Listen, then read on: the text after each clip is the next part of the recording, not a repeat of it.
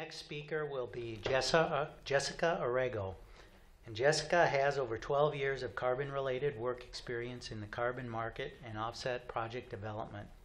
She is currently the Director of Forestry at the American Carbon Registry, or ACR for short, where she is responsible for ensuring that forest projects entering the California compliance market meet the regulatory requirements of the California Cap and Trade Program and move efficiently through the project listing, verification, and issuance process. She is also responsible for overseeing the certification and verification process of all forest ACR voluntary projects, as well as managing the development, review, and approval of ACR methodologies. Prior to joining ACR, Jessica served as Vice President of Environmental Markets at Equator LLC. She also was head of the U.S. Project Implementation Team at EcoSecurities in New York. Jessica also worked as a senior consultant for energy sustainable development in the UK, worked in the U.S. Climate Science Program in Washington, D.C., and she currently sits on the board of directors at the Plan Vivo Foundation and has a Bachelor's of Science in Biology and a Master's of Science in Forestry from the University of Vermont. Welcome, Jessica. All right. So today I'm going to switch gears a little bit and talk a little bit about what registries do. All carbon offset projects, whether they're in the California compliance program or in the voluntary market, have to register their projects through offset registry. And the American Carbon Registry is one of the registries here in the U.S. The American Carbon Registry is part of Winrock International. We're a very large nonprofit organization that works in the U.S. and globally. It operates in 60 countries with around 875 staff, about $100 million in annual revenue. We are headquartered in Arkansas, and we have offices in our head office is in Washington, D.C., and we also have an office in Sacramento, California. The photograph here is Winthrop Rockefeller, who is our namesake. He was the governor of Arkansas in the 1950s. So ACR, or the American Carbon Registry, was founded in 1996. We were the first private voluntary GHG registry, and then we became part of Winrock, the large nonprofit that I just described, in 2007. We operate two programs. We have a voluntary offset program, and then we are also an offset project registry for the California Compliance Offset Program. The voluntary offset program, just to kind of describe that a little bit, we have 24 approved methodologies for voluntary projects to apply to their projects, 82 registered projects. To date, 42 million tons of voluntary offsets have been issued by the program. And of the 24 methodologies, we have a strong emphasis on land use and agriculture, including improved forest management, reforestation, avoided grassland conversion, compost additions to grazing land management. So I just wanted to make you all aware that there is a voluntary market that ACR operates that is it's very active, and it's something that I think a lot of tribes can consider, especially for the agricultural project activities. So I think the next speaker, Kirsten, is going to speak a little bit more about the voluntary market, but I think it really is a good option in a lot of cases, especially for project types that are not covered under the California program. But in 2012, ACR was approved as an offset project registry under the California offset program. And so in doing so, we support the implementation of the Cap and Trade offset program. And to date, we've issued 7.8 million tons of forestry offsets under that program out of 10 million total. And about half of the forestry offset ROCs, registry offset credits, have actually been converted to ARB, to the California compliance offsets already, and the rest are awaiting conversion. We can go into that a little bit in a minute, explain what that means. So as an offset project registry under the California program, we oversee the verification of the projects. We review and we register the emission reductions, and we work closely with the Air Resources Board of California to answer questions, provide guidance, and propose solutions when problems arise. Brian mentioned that, that there's 3 project types under the U.S. Forests Protocol under the California program. Here I'm just pointing out that there are also other project types that are permissible under the program. But you know, the U.S. Forests Protocol is expected to generate probably the highest volume under that program. And in the future, we're expecting, actually, hopefully imminently, the approval of a rice management protocol. And then in the future, the unknown future, it's unclear when, but hopefully an international sectoral crediting protocol for reduced emissions from deforestation.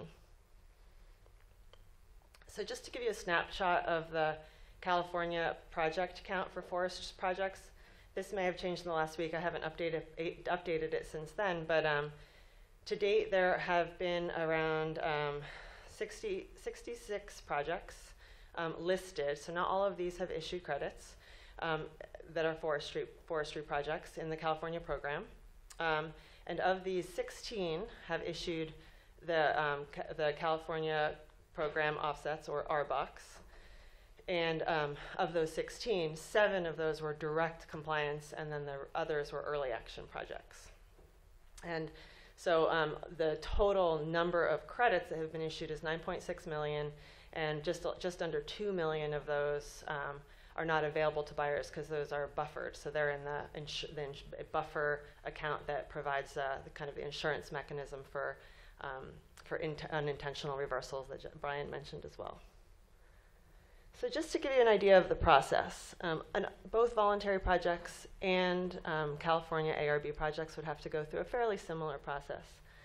It starts with the application of an ARB approved protocol or an ACR approved protocol. So, you know, and probably for everyone in this room, it would be a forestry protocol. And then you submit a listing application to the registry. You start a registry account with the registry, and then once you have that registry account, you submit a listing application. The listing application is reviewed and approved by ACR. Sometimes it's iterative. We have a few comments. We have a few things that need to be changed. Once everything looks good to us, we approve the listing application. Then the project can move towards selecting a verifier. So they select the verifier, and the verifier then submits a conflict of interest form, form, and we review that and approve it, provided that there's no issues with conflict of interest.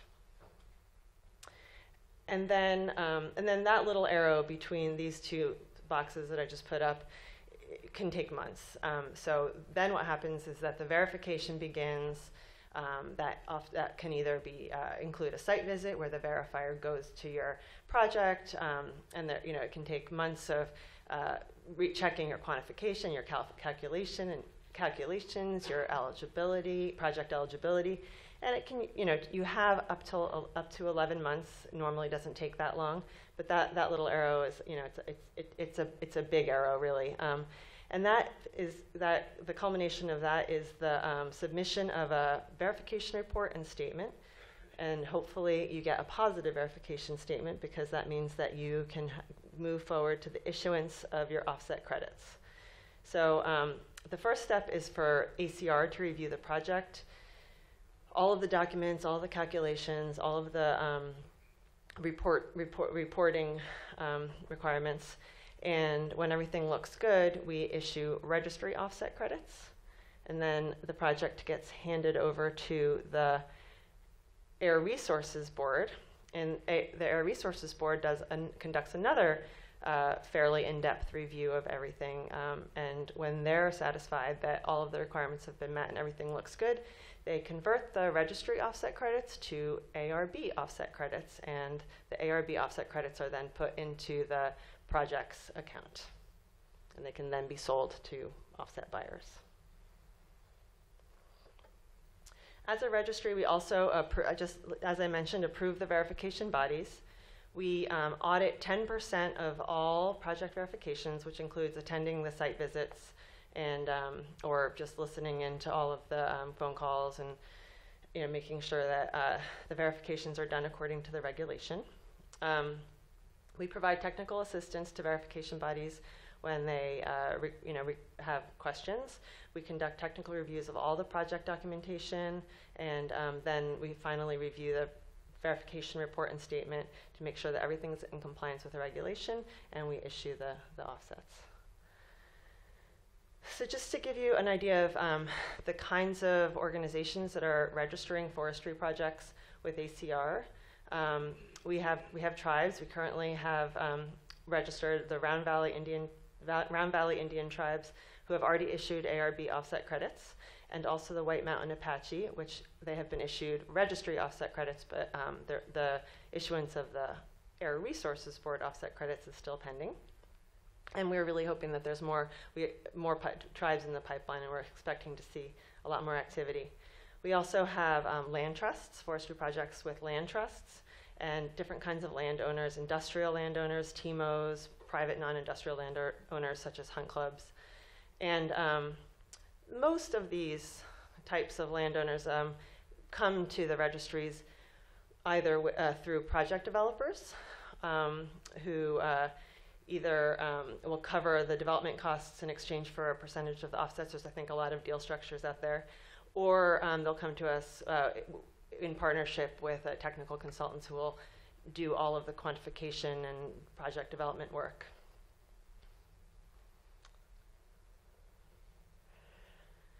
So ACR has some experience with tribes where we did a couple of years ago produce a GIS analysis to look at the carbon potential for tribal land across the country, both for forestry and ag. We recently contributed to an NICC newsletter.